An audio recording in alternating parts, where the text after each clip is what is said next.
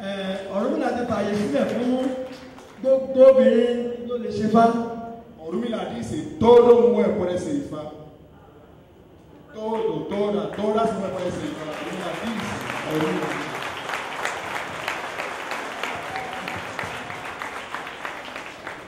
Ọ̀rúnmìlà fúnra ara rẹ̀. Ọ̀rúnmìlà ó ti gbé jáde ní odù Ifá. Ọ̀rúnmìlà dice también ní odù Ifá. Ọba Ọ̀ṣẹ́. Ọba Ọ̀ṣẹ́. Ọba Ọ̀ṣẹ́. Ifá ní ebi orí òkè ní wẹnu ẹran jẹ bẹ́ẹ̀ lẹ́nu ẹran tó. Ebi orí òkè ló wẹnu ẹran jẹ bẹ́ẹ̀ lẹ́nu ẹran tó. Adébá fún Ọ̀rúnmìlà ó lọ rí fẹ́ Ògúnṣẹ́ ọmọ alára.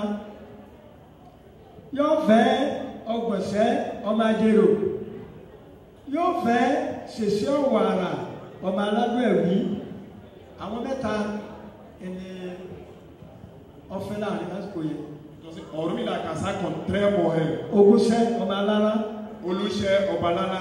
Ọgbọ̀nsẹ́ ọmọ Ajérò. Ọgbọ̀nsẹ́ ọba Ajérò. Ṣèṣe Ọ̀wàrà ọmọ aládùn ẹ̀wí. Ṣèṣe Ọ̀wàrà ọba aládùn ẹ̀wí. Àwọn mẹ́tẹ̀ẹ̀ta ìyàwó Ọ̀rúnmìlà. Los tres son mujeres de Ọ̀rúnmìlà. Ó wá di àkókò kan ara ọmọ ọba Àjàlá yóò yá. Un día ellos de ellos de una de esposas de Ọ̀rúnmìlà está enfermo. Ó wá gbéra wọ́n wo kọ̀sán wọ́n wo àìsàn kọ̀sán. Buscar solución a ese enfermo, ellos no consiguen solución. Gbogbo ogun lélẹ́rọ́. Ogun lélẹ́rọ́. Ó kí bá wọn ò lè wò ọgbọ̀n wọn ò lè wò ọ̀kan ló kó péríwó àwọn òpàtòrò mọ̀fẹ́ wọn ò lè wò gbogbo àwọn tó pè wọn lè wò. Ogun lélẹ́rọ́ también consulta no tiene solución. El otro babalao también igualito no consigue solución. Ọwọ́ níta ní àwọn àbá òwò ọmọ yìí wọ́n ní wọ́n lọ kí Ọ̀rúnmìlà. Entonces ellos piensan ellos mandan a buscar a Ọ̀rúnmìlà. Ọ̀rúnmìlà wá dọ́dọ̀ ó dé ọ̀dọ̀ Àjàlá yìí ìgbà tí ó gàfá. Entonces Ọ̀rúnmìlà llegó uno le llama Ọba Àjàlá yìí. Ìgbà tó máa dáfá. Consulta a Ọ̀rúnmìlà. Ọba Ọ̀ṣẹ́ lọ́dá. Ọba Ọ̀ṣẹ́ lọ́dá. Ọba Ọ̀ṣẹ́ sayọ. Ó wá sọ fún Ọba Àjàlá yìí pé ara ọmọ rẹ̀ yóò yá o yóò gbádùn. Ọ̀rúnmìlà dice ese su hijo va a estar bien. Wọ́n ní kó tọ́jú igbe ẹja gbogbo nǹkan nígbà létùtù. Ok, Ọ̀rúnmìlà dice que guarda chivo, pescado, muchas cosas para hacer una fabricación. Wọ́n ní bó bá rí kọ́nọ́sọ sí o. Cuando lo tiene, te manda a buscar a Ọ̀rúnmìlà. Ọ̀rúnmìlà bá wálé. Ọ̀rúnmìlà regresa para la casa. Nígbà tí ó di ọjọ́ kejì wọ́n tún pe Ọ̀rúnmìlà wọ́n ti kọ́ wá ń bò mí. Y después 2 días, ellos regresan. Ó ti sanwó lọ. Ọ̀rúnmìlà trabaja. Nígbà òdìjọ́ kẹrin wọ́n ti rí gbogbo nǹkan ètùtù. Y después 4 días, ellos consiguen todas las cosas para hacer la fabricación. Wọ́n kó wá bọ̀ Ọ̀rúnmìlà lé. Ellos llevaron a visitar a Ọ̀rúnmìlà. Wọ́n wá bọ̀ Ọ̀rúnmìlà lé. Ọ̀rúnmìlà no está. Wọ́n wá bá ìyàwó rẹ̀ Ògúnṣẹ́ Ọgbọ̀nsẹ́ Ṣèṣe Ọ̀wàrà wọ́n bá wọn. Ellos ven esposa de Ọ̀rúnmìlà la casa Ògúnṣẹ́ Ọ̀wàrà la casa. Wọ́n wá ní bò náà ti bẹ́ẹ̀ ṣe báyìí fún ọ̀bá bàbá lé.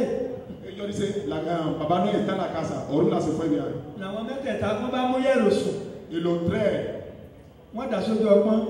Y los tres ponen el ojo pọ́n. Wọ́n bá ń tẹ àwọn olùfá tí Ọ̀rúnmìlà máa ń pè bí bá ń bọ̀ lọ́wọ́.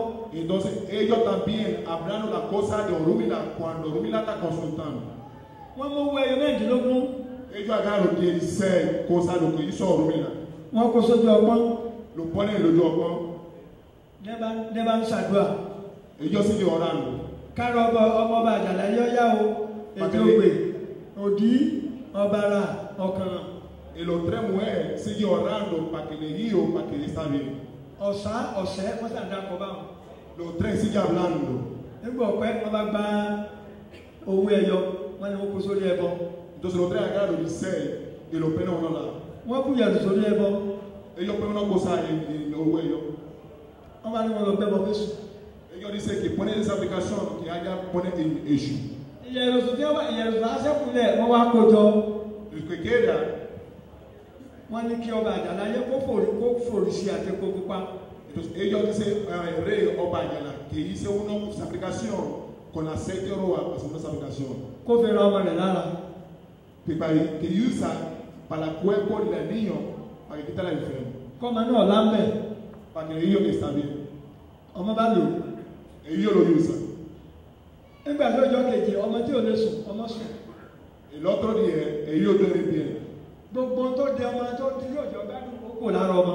El otro día todo lo que tiene el hijo y se fue. Ní ẹbá wa nígbà ọjọ́ karùn-ún wọn á padà wálé Ọ̀rúnmìlà. Y después de 5 días ellos regresan a la casa de Ọ̀rúnmìlà. Àyà tẹ̀ ń já àwọn obìnrin pé bọ́yá ètò àwọn ṣe fọ́mọ bọ́yọ́ ọmọ ti lò bọ́yọ́ ọmọ ti kú ni. Entonces cuando ellos llegan a la casa de Ọ̀rúnmìlà, los esposos de Ọ̀rúnmìlà, ellos sienten miedo o ellos dirán se murió. Gbogbo nǹkan tó kù tí igi gbé ìtúsọ ìpé wọn á kó lọ́wọ́ fún Ọ̀rúnmìlà. Todo lo que queda ellos llevan para Ọ̀rúnmìlà. Wọ́n fowó sí. Ellos ponen dinero. Wọ́n jáde wọ́n máa lọ. Ellos dicen que se van. Àdúgbò ara ọmọ ti yá ọmọ ti gbádùn pé kí Ọ̀rúnmìlà ni wọ́n ṣe. Entonces ellos agarran muchas cosas para uno, para que Ọ̀rúnmìlà, muchas gracias, ellos están bien. Ní bá kó wọ́n lóyún fún Ọ̀rúnmìlà. Ellos van a llegar a ese mensaje. Wọ́n nígbà tí ẹ̀sìn ilé tí wọ́n dé, àwọn òṣùpá bẹ́ẹ̀ ṣe àtàkùnwé mẹ́ẹ̀ẹ́dógún àkójọ ọmọ náà ń ṣàdúrà sí o. Ellos dicen porque cuando usted no está su esposa trabaja muy duro también, el hijo también está bien. Bí ẹ ṣe wọlé náà lè jẹ́ sọ pé ara ọmọ ti yọ ọmọ ti gbádùn wọn á kó nǹkan ẹ̀bọ yòókù wá ní ti ń kó lẹ́yìn wọn kó Ọ̀rúnmìlà bá rí inú Ọ̀rúnmìlà dùn. Entonces cuando Ọ̀rúnmìlà escucha esa palabra, Ọ̀rúnmìlà contenta. Lọ́wọ́ á sọ fún mi pé ẹ̀yin ìyàwó ẹ̀yin mẹ́tẹ̀ẹ̀ta yẹ kí ọmọ ọlọ́mọ kó kú sí lọ́rùn. Ọ̀rúnmìlà dice, usted los tres, usted ya es uno hijo que se muere. Ó ní òun wà ní òun fi ṣe ẹyin dì yẹn o. Entonces Ọ̀rúnmìlà dice, que va a ser usted trabaja. Ọwọ́ á mú owó ẹ̀rọ mẹ́rìndínlógún. Entonces Ọ̀rúnmìlà la dice para lo que Isa es para trabajar. Ó kó fún ogúnṣẹ́. Entonces lo pone en la mano, lo lucha. Ó mẹ́rìndínlógún ó kó fún ọgbọ̀nṣẹ́. El otro de Isa lo pone en mano de la ọgbọ̀nṣẹ́. Ó mẹ́rìndínlógún ó kó fún ṣẹṣẹ́ ọ̀wàrà. El otro de Isa lo pone ọ̀ṣẹ́ wàrà. Ó ní tí òun bá ti lé. Él dice, si él no está en la casa. Ó ní gbogbo tó bá ti wọ̀n ní kí wọ́n máa ṣe. Ó ní yóò sì máa dáa ní. O sea, todo lo que va a hacer va a salir muy bien. Ilé ẹ̀kọ́ máa ń sọ wípé gbogbo tó bá wu ẹlẹ́ẹ̀dínlógún ní pèléjì ògbèlójú ọgbọ́n. Tó bá wu ẹlẹ́ẹ̀dínlógún ní pèléjì ògbèlójú ọgbọ́n. Ohun tó bá wu ẹlẹ́ẹ̀dínlógún ní pèléjì ògbèlójú ọgbọ́n. Lo que diga Edi, lo dice de Isai Jacob. Ọwọ́ ẹbọ tí Ọ̀rúnmìlà máa rú, ó ní ẹ̀sùn fojú sí ẹbọ tó máa rú. Ẹwà wọ́n sì gbé gbọ́mọ wá tọmọ ọ̀gbádùn wọ́n sì gbádùn. Ẹ̀ẹ̀sán ló kọ wúkú. Kódà ọmọ àwọn kan kò gbọdọ̀ bí léèrè pé kí lè ṣe ẹlẹ́yìn sí gbọdọ̀ rí ọmọ àwọn fíò tó bá ti mú pẹ̀lẹ̀ lọ́wọ́. Entonces Ọ̀rúnmìlà dice lo que dice ellos también, cómo consulta ellos también viendo, cómo trabaja ellos también viendo, cómo hacer una aplicación ellos también viendo. Ahí ellos también aprenden en Ọ̀rúnmìlà y así por eso ellos también consultan y fa. Ẹ̀rí pé tẹ́lẹ̀ ló máa kú lọ́ba yìí yóò kọjú bá pé ogun ṣe ojúbọ ọgbọ́nsẹ́ ojúbọ ọgbọ́nsẹ́ ojúbọ àṣìṣe wàrà yọba dàlẹ́ báyìí yọba dánwó ẹyọ sílẹ̀. Entonces cuando ellos hablan ahí ellos lo ponen en peso.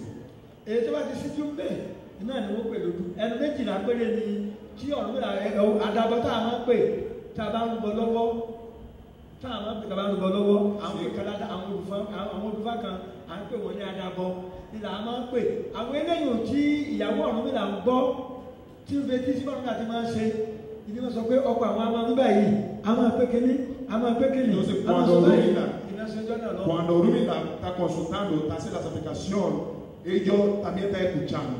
Ó sì máa mú. Ellos aprenden ahí, ellos también aprendiendo. Bẹ́ẹ̀ bá kíyèsí ẹ rí i pé bẹ́ẹ̀ bá jẹ́ aláàfáà tàbí gbàgbọ́ tàbí oníṣègùn. Si uno es humano o uno católico, tí bá ń dẹ́ẹ̀dínlógún. si trabaja de Isai, olùfàdé ọmọ dárúkọ. habla de la cosa de Ọ̀rúnmìlà. Ìbáni ọmọ pé sọ̀rọ̀ kò ní pọ̀sán ìlọ́sọ. Lo que diga y va a salir igual. Kò sì ní bálùkùrá ìlọ́sọ. Lo va a decir, lo que ese lo fue, habla de Biblia o lo habla Corán, él lo consulta.